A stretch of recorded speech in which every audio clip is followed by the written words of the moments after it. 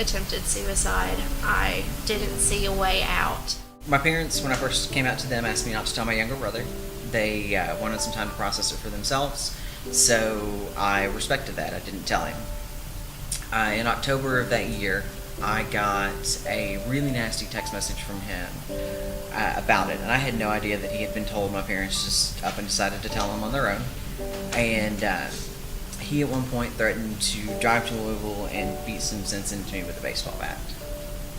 You know, secondary school, name calling was the biggest factor of, you know, the depletion of my self-confidence. In high school, I went to an all-boys school, and that was the starter of the issue, because I couldn't really be myself around all those guys. I grew very close to some friends.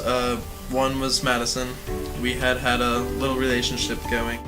When he died, it was just really, it was a struggle that I have not encountered before, and I couldn't really share that with anyone because I was different. I was gay,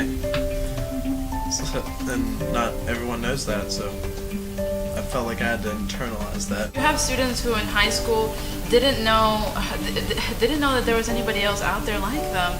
They felt shunned, they felt ashamed, they didn't have anybody to talk to, and they went through all these horrible things and events that by the time they get to college, they're just really just tired of it. I didn't know who I was, so I play a lot of sports and everything, and one of the obstacles was just because I'm a Latino man, I grew up with that aspect of I need to be a macho man. I said, "Mom, Dad, I'm gay," and after that, my mom started asking questions. My dad got up and said, "James," or he didn't even say that, he said, "I gotta go, I can't handle this," and he just left. And since that day, which was, like I said, the summer of 2006, because I graduated in 2007 from high school, I haven't spoken to him. My parents eventually got a divorce, and like I said, to this day, I'm now 23. I came out when I was 17. I just haven't spoken to him. I didn't go home for Thanksgiving my sophomore year just because it was awkward, and it just, that whole like, "Oh, are you bringing anyone home this year" sort of banter, and I didn't want to deal with that, and it was just I was at an awkward place with my relationship with my parents and with my family, and so I didn't go home for Thanksgiving. And I think having events like Alternative Thanksgiving, that was like meant the world to me, and it was like, yes, I can still like have, you know, celebrate a holiday and still like be with the people that I care about. Going through high school, I just remember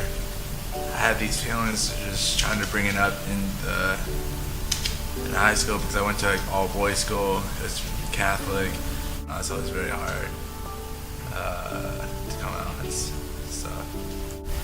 Just living every day with, you know, words like faggot and queer being thrown around. The most challenging part of my journey was definitely learning how to love myself and learning how to accept myself, because the environment I grew up in, if somebody did accept you or tolerate you as somebody who was LGBT, it was something they loved you in spite of, or, you know, they said, "Well, I love who you are, but not what you do."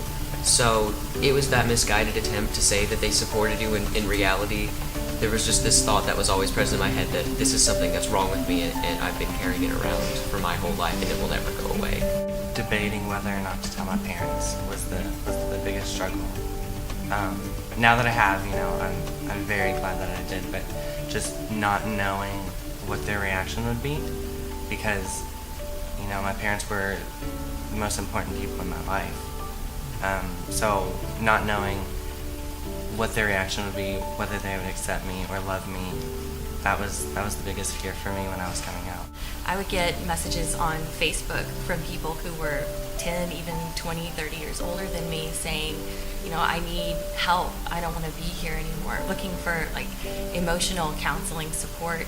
And at the time, when we were 18, 19, I wasn't prepared to handle that kind of, you know, that kind of thing.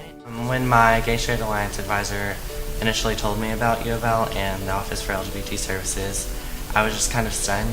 I was taken aback a little bit, like, that can't happen. That doesn't exist in Kentucky. So when I got here and I met I met you and I met all the others that worked and just hung around in the intersection. It was just really overwhelming. I just, from the second I walked onto campus, I felt the support that I had, and I knew that I could accomplish just, anything that I wanted to do here, because there weren't going to be any struggles. There weren't going to be any people tearing me down like in high school, and I just knew that I had a lot of support here. It gives me a place to come to every day where people understand my experience and what I go through, and I don't know what it would be like without the space. I found support here that I never would have found back home. It's somewhere you go if you've had a bad day. It doesn't just include the LGBT community. It will help anyone. To U of L because of this office and wanting to get involved with these issues, and it's given me hope for my own future and the future of the students that I work with. I knew that I had some sort of chosen family at the end of the day that I could be around. The alternative Thanksgiving, the very first one we had, I was here for, and it meant a lot to me. Not even so much personally for myself, but for the other students who were in a position similar to mine, but were maybe not as far along in their journey in dealing with it as I was. Students either wanting to get involved or seek help, whatever they need, we've got it for them, and it makes them feel so much more safe and supported. Come from towns where they had to be in the closet or they had to be very hidden, and this is a place where they don't have to hide. Learning about what transgender was and finding all these people that I actually related to, and that's what brought me to finally seek out the community at U of L. To me, the office represents identity, and it represents growth and change. The office has served as that sort of support system for them in place of one that they may not have.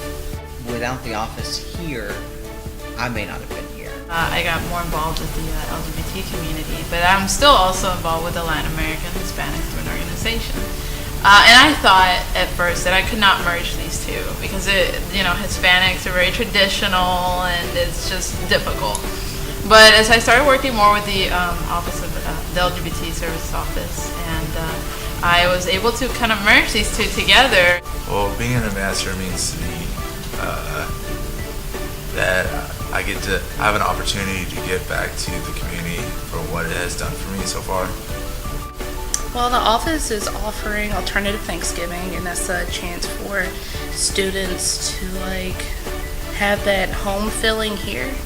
When I was looking at the LGBT Services website, and I found the list of teachers that had pledged to be allies and other staff, the enormity of it completely overwhelmed me, because I was used to being happy to find one, maybe two adult authority figures who truly were okay with me and my identity, let alone columns on columns of names. I was greeted, I was welcomed, I felt free, felt like I could be myself for the first time. The friends that you make through U of L, through the office, are going to stick with you for the rest of your life. And I feel that the LGBT services really saves lives.